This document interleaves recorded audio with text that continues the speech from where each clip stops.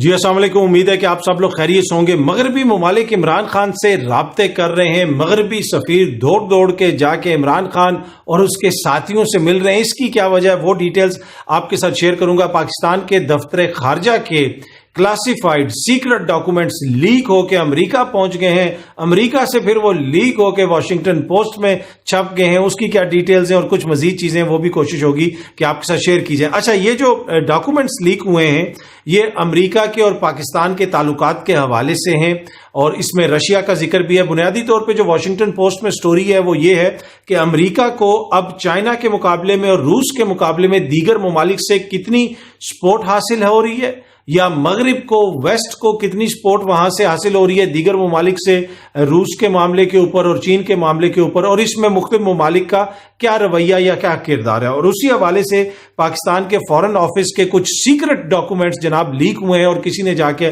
امریکہ پہنچا دیے ہیں، اور وہاں سے پھر وہ لیک ہو کے واشنگٹن پوسٹ میں بھی چھپ گئے ہیں۔ اچھا، ان ڈاکومنٹس کا بنیادی طور پہ لب لباب یہ ہے کہ پاکستان کے جو فارن آفس ہے، پاکستان کے حکام جو ہیں وہ یہ کہہ رہے ہیں کہ امریکہ اور چائنا کے درمیان جو ہے ہمیں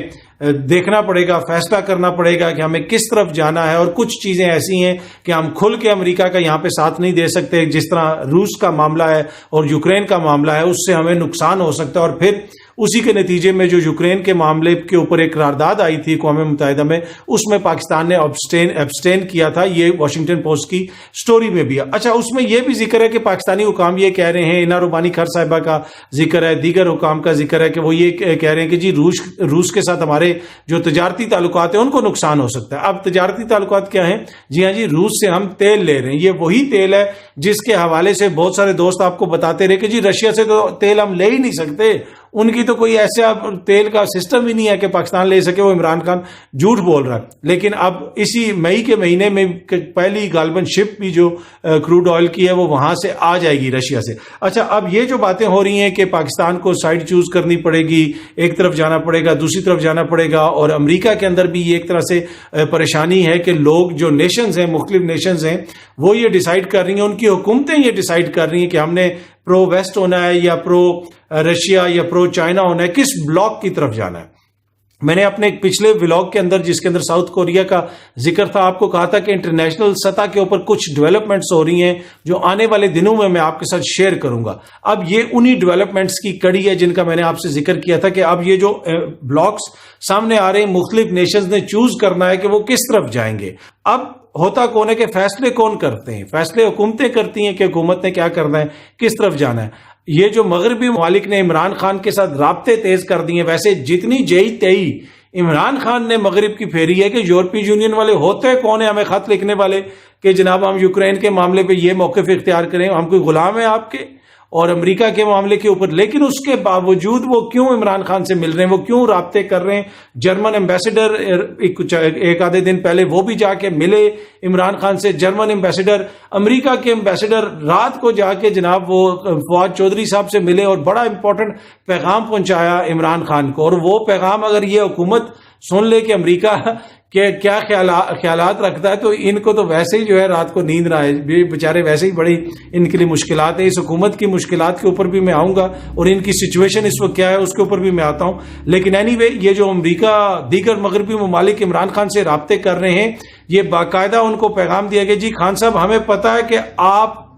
اس ملک کے آنے والے دنوں میں وزیر اعظم ہیں، جب بھی اس ملک کے اندر الیکشن ہوگا کوئی طاقت بھی عمران خان کو اقتدار میں آنے سے نہیں روک سکتی۔ یہ ریئلائزیشن ہو گئی ہے مغرب میں، اور اب آگے آنے والے دنوں میں جو آگے آنے والے سالوں میں بلاکس بننے ہیں، مغرب کی طرف جانا ہے، چائنا کی طرف جانا ہے، اس میں حکومتوں کا کردار بڑا امپورٹنٹ ہوگا۔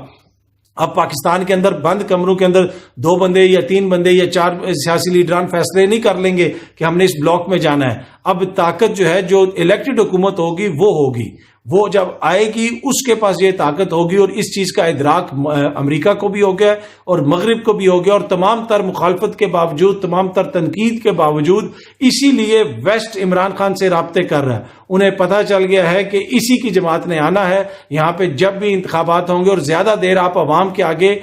جسے آپ کہہ سکتے ہیں دیوار بن کے کھڑے نہیں ہو سکتے۔ تو یہ وہ بنیادی وجہ ہے عمران خان سے رابطوں میں تیزی کی کہ انہیں پتا ہے کہ یہ سامنے لکھا ہوا ہے دیوار کے اوپر کہ جب بھی اس ملک میں انتخابات ہوں گے عمران خان نے آنا ہے، اور یہ زیادہ دیر روک نہیں سکتے۔ اور اس حکومت کی جو کریڈیبلٹی ہے وہ ان کے سامنے ہے۔ IMF ان کو پیسے نہیں دے رہا، وہ یہ کہہ رہے ہیں کہ جی ان کی نہ عوامی سپورٹ ہے، ہمارے ایمبیسڈرز، ہمارے سفارتکار،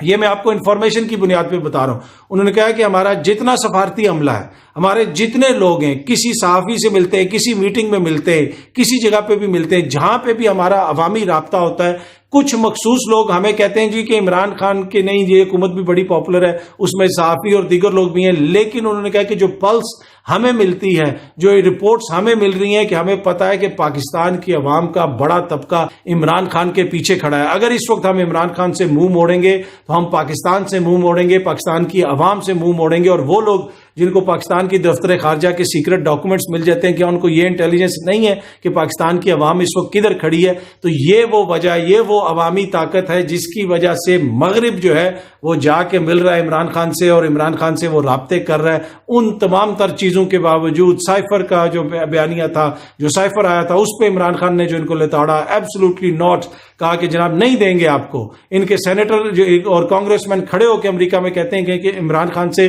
ڈیل کرنا ڈیفیکلٹ ہے، لیکن وہ عوام کی منشا کے آگے ہم کس طرح کھڑے ہو جائیں، کس طرح 22 کروڑ پاکستانیوں کے جو ہے وہ موقف کو ہم نہ تسلیم کریں۔ اور مغرب کو اور یورپی یونین کو جو خان صاحب کہتے رہے وہ بھی میں نے آپ کو بتا دیا، لیکن اس سب کے باوجود اس لیے رابطوں میں تیزی ہو رہی ہے۔ اچھا، اس وقت پاکستان کے اندر جمہوری انٹرنشپ بھی چل رہی ہے، کمپنی جو ہے وہ جمہوری انٹرنشپ کروا رہی ہے۔ ویسے تو مختلف کمپنیاں جو ہیں وہ انٹرنشپ کرواتی ہیں، نئے ٹیلنٹ کو ہنٹ کرتی ہیں، کمپنی انویسٹ کرتی ہے اور اس کا فائدہ نئے ٹیلنٹ کو بھی ہوتا ہے، اور کمپنی کو لانگ ٹرم میں یہ فائدہ ہوتا ہے کہ جناب کمپنی میں وہ بندے کو ایک ٹیلنٹ مل جاتا ہے ان کو نیا، اور وہ آنے والے عرصے میں اس سے کمپنی کو فائدہ ہوتا ہے۔ یہاں پہ جو جمہوری کمپنی ہے PDM&Co لمیٹڈ، وہ جناب اپنے بچوں کو یہاں پہ جمہوری انٹرنشپ کروا رہی ہے، اور بلاول صاحب کی انٹرنشپ کا 1 سال مکمل ہو گیا ہے بطور وزیر خارجہ، اور اس کے اوپر جناب پیپلز پارٹی کی سینئر قیادت ویڈیوز شیئر کری کہ بلاول نے کیا اچیو کر لیا۔ اچھا، یہ جو جمہوری انٹرنشپ ہوتی ہے نا، اس کا ایک بڑا فائدہ ہوتا ہے، اس میں نفع نقصان نہیں ہوتا۔ عام انٹرنشپ جو ہوتی ہے کمپنی کی، اس میں یہ کہتے ہیں جناب کمپنی انویسٹ کر رہی ہے، کمپنی پیسہ لگا رہی ہے، کمپنی پیسہ دے رہی ہے، کام سکھا رہی ہے، تو اس کے ریٹرن میں کوئی چیز آئے بھی تو جو جمہوری انٹرنشپ ہے اس میں صرف لگایا جاتا ہے، بس عوام کا پیسہ، پوری دنیا گھومو پھرو، اپنے جناب کام سیدھے کرو۔ تو یہ جمہوری انٹرنشپ بلاول صاحب کی 1 سال کی ہو گئی ماشاءاللہ، مولانا کے بیٹے کی بھی چل رہی ہے، محترم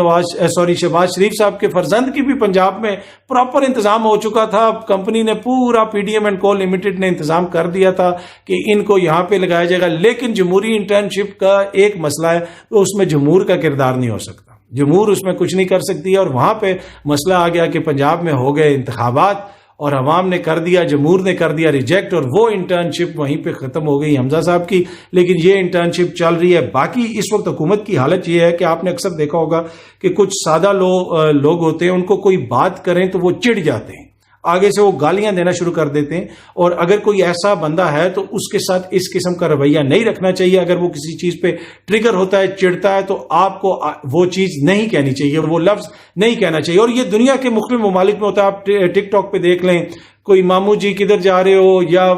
یہ کہ جناب یہ مونگ پھلی، یا وہ کوئی بھی ایک ایسا لفظ ہوگا وہ کہیں گے تو اس کے اوپر وہ آگے سے دشنام ترازی کرنا شروع کر دیتے ہیں، مطلب انتہائی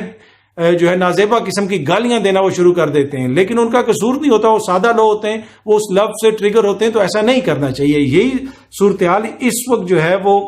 PDM&Co لمیٹڈ جو ہے ان کی ہے۔ ان کے سامنے اگر آپ الیکشنز کا نام لیں تو یہ آگے سے گالیاں دینا شروع ہو جاتے ہیں۔ یہ میں مذاق سے نہیں کہہ رہا ہوں، یہ باقاعدہ گالیاں دیتے ہیں۔ چیف جسٹس صاحب کو کس قسم کی گالیاں دی گئی حکومتی شخصیات کی جانب سے، جو ویڈیو سامنے آئی، کیا وہ آپ نے نہیں سنی؟ ٹی وی پہ بیٹھ کے محترم طلال چودھری صاحب نے سرکاری ٹی وی پہ بیٹھ کے گالیاں دیں۔ رانا تنویر صاحب کی جو زبان ہے، کیا آپ نے وہ نہیں سنی؟ باقی ان کے دیگر جو معزز قائدین ہیں عدلیہ کے حوالے سے جو زبان استعمال کر رہے ہیں، تو یہ ان کی چھیڑ ہے۔ تو خدا را ان کے سامنے لفظ انتخاب یا الیکشن کا ذکر نہ کریں، جو ہی آپ کرتے ہیں تو یہ آگے سے گالیاں دیتے ہیں۔ تو میرے خیال میں ان کی دل آزاری ہوتی ہوگی، ان کو فوبیا ہوتا ہے، کوئی چیز ٹریگر ہو جاتی ہے، تو ہمیں بھی خود سوچنا چاہیے کہ ایسے رویے مناسب نہیں ہے۔ ان کے سامنے الیکشن یا انتخاب کا ذکر نہیں کرنا. اگر آپ کریں گے تو پھر یہ آگے سے گالیاں دیتے ہیں, تو پھر اس کے اوپر اعتراض نہیں کرنا چاہیے جس طرح وہ سادہ لوگ جو کرتے ہیں. ویسے جو سادہ لوگوں کے ساتھ ہوتا ہے مذاق سے علاوہ,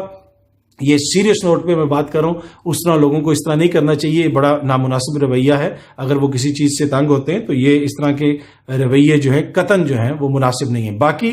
یہ جو جمہوری جو الیکشنز کے نام سے چڑھتے ہیں اور آگے سے گالیاں دیتے ہیں, وہ اس کا فیصلہ میں آپ کے اوپر چھوڑ دیتا ہوں کہ آپ کو الیکشن کا نام لینا چاہیے یا نہیں لینا چاہیے. امید ہے کہ یہ ویڈیو آپ کو پسند آئی ہوگی. بہت جلدی آپ سے دوبارہ ملاقات ہوگی. Thank you so much.